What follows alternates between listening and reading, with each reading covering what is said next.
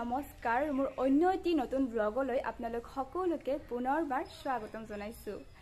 আজিৰ দিনটো বহুত বেছি বিশেষ মোৰ বাবে কিয়নো আজি আমাৰ নতুন কলেজত মানে মই যেহেতু বিএডত এডমিশন লৈছো হেয়াটো আপোনালোকে মোৰ মিনি ব্লগত দেখি পাইছে।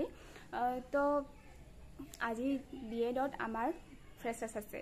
তো তাৰ বাবে বহুত বেছি এক্সাইটেড হৈ আছো আৰু বতৰটোৰ কথানো কি কম, বতৰটো আমাক পুৰা সাথ দি আছে। আজি না গৰম না ঠাণ্ডা তেনেকা টাইপ হৈ আছে। তো আজি আমাৰ প্ৰগ্ৰামো আছে তিনিটা, দুটা গ্ৰুপ আছে আৰু এটা সিঙ্গেল আছে মোৰ। তো আপোনালোকে ভিডিঅ'টো একদম স্কিপ নকৰাকে চাই থাকিব দেই। আৰু মই পটাপট ওলাই লওঁ আৰু ওলাই লৈ পেলাই আপোনালোকৰ লগত কথা পাতি আছো, ঠিক আছে।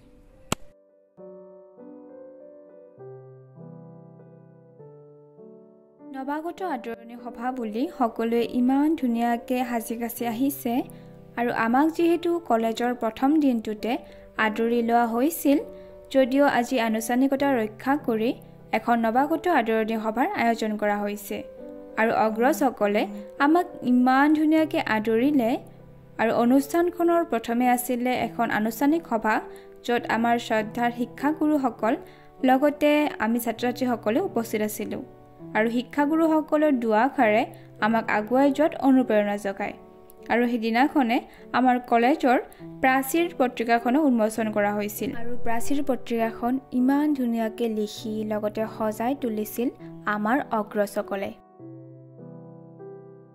আৰু ফ্ৰেছাৰ্ছ বুলি ক'লেতো নাচ গানে মেইন নহয় জানো, য'ত সকলোৱে নিজৰ নিজৰ পাৰদৰ্শিতাসমূহ দেখুৱাবলৈ সুযোগ পায়।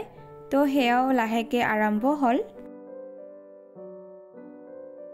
আৰু ফ্ৰেছাৰ্ছ হিচাপে ছিনিয়ৰে মোক দিলে এটা কিউট চা বেজ, লগতে এখন ৱেলকাম কাৰ্ড আৰু এডাল কলম। আৰু মই যে আপোনালোকক কৈছিলোঁ মোৰ এটা ছিংগল প্ৰগ্ৰামো আছে বুলি, এয়া ফাইনেলি সময় আহি পালে আৰু দুদিনীয়া প্ৰেক্টিছ হিচাপত ঠিকেই গালোঁ দিয়ক মই। আৰু মোক সংগত কৰিছে মোৰ বন্ধু ৰত্নই, সি বহুত ধুনীয়াকৈ গীটাৰো বজায় আৰু আমাক বহুত ধুনীয়াকৈ সকলোৱে সহযোগিতা আগবঢ়াইছে। আৰু মোৰো ভাল লাগিল সকলোৰে আগত গান গাই পেলাই আৰু গীত মাতৰ মাজেৰে ছিনিয়ৰ জুনিয়ৰে লগ হৈ অকণমান ফূৰ্তিও কৰিলোঁ। আচলতে এনেকুৱা অনুষ্ঠানসমূহ সম্পৰ্কবোৰ সুদৃঢ় কৰিবলৈ অনুষ্ঠিত কৰা হয়। আৰু এতিয়া আৰম্ভ হৈ গ'ল ইনফৰ্মেল ছেশ্যন, একদম আকৰ্ষণীয় ছেশ্যন য'ত সকলোৱে মনৰ ইচ্ছাৰে ফূৰ্তি কৰিব পাৰে, অকণমান ধেমালিও কৰিব পাৰে। আৰু আমাৰ ছিনিয়ৰ্ছখিনিয়ে কিন্তু বহুত ধুনীয়াকৈ আয়োজন কৰিছে দেই, সেইটো কিন্তু ক'ব লাগিব। খোৱাৰ পৰা আদি কৰি সকলো পিনেই ধুনীয়া। আৰু আমি সকলোৱে ধুনীয়াকৈ খাই বৈ অকণমান ফটো উঠিবলৈ গ'লোঁ, যিহেতু সকলোৱে ইমান ধুনীয়াকৈ নিজৰ নিজৰ ট্ৰেডিশ্যনেল ড্ৰেছ পিন্ধি আহিছে। তো ফটো নুঠিলে জানো হ'ব? নিশ্চয় নহয়। তাৰপিছত আকৌ প্ৰগ্ৰাম আৰম্ভ হ'ল আৰু আমি খাই বৈ ডান্স কৰাত লাগিলোঁ, যিহেতু আমাৰ গ্ৰুপ ডান্স আছিলে আমাৰ ফাৰ্ষ্ট ইয়াৰৰ পৰা। এইটোৱে আছিল আমাৰ গ্ৰুপ ডান্স আৰু সকলোৱে ইমানে সহযোগিতা কৰিছিল নহয় ৰাইজ, কি ক'ম। মই ইয়াতে মিউজিকটো অফ কৰিব লগাত পৰিল, যিহেতু কপিৰাইট লাগিব, নহ'লেতো আপোনালোকে শুনাই পাল হয় কেনেকুৱা চিঞৰিছে সকলোৱে। আৰু ভালো লাগে এনেকৈ চিঞৰিলে, মানে উৎসাহ এটা পোৱা যায়।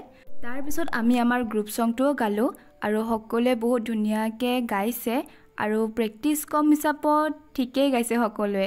আৰু আমি যিহেতু সকলোৱে নতুন, তো এই গ্ৰুপ ছং বা গ্ৰুপ ডান্সৰ জৰিয়তে আমাৰ মাজত এটা ধুনীয়া বণ্ডিঙো হৈছে আৰু সকলোৱে ইমানেই ফ্ৰী নহয়, সেইটো বহুত বেছি ভাল লাগিছে মোক। আৰু এইপিনে আমাৰ ছুপাৰ ডুপাৰ ছিনিয়ৰ্ছৰ প্ৰগ্ৰাম আৰু আমাৰ ছিনিয়ৰ্ছখিনি কিন্তু কম টেলেণ্টেড নহয়।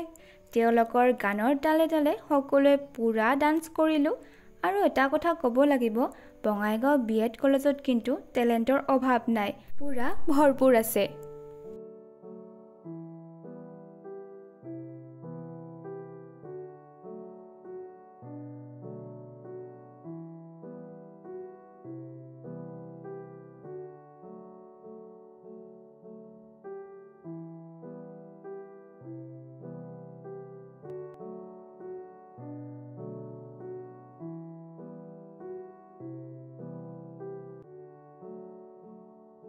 আৰু ফ্ৰেছাৰ্ছৰ বেষ্ট পাৰ্টটো আছিলে আমাৰ এণ্ডিং।